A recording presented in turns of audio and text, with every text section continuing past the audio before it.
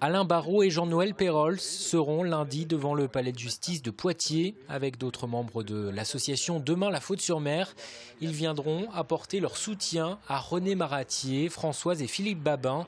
Les 3 principaux prévenus vont être rejugés et l'association espère que la justice va les innocenter. Pour ce nouveau procès, on souhaite qu'une chose, c'est que ce soit un procès qui soit équitable, c'est-à-dire qui juge sur des choses précises, sur des faits précis et qui sortent de la compassion. Parce que le premier procès, c'était principalement ça son critère, c'est-à-dire on jugeait sur des idées, sur des ressentis et non pas sur des faits. Car pour l'association, la justice s'est trompée de coupable. Elle estime notamment que les prévisionnistes de Météo France ont une part de responsabilité.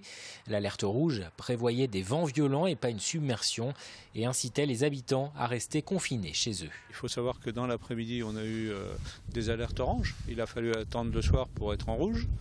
Ensuite, même les informations du soir n'ont pas donné la véritable cause de la catastrophe.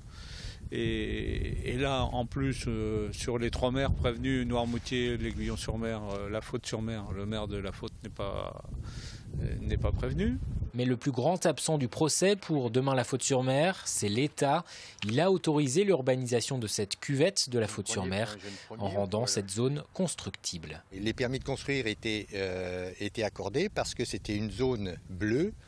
Une zone donc constructible.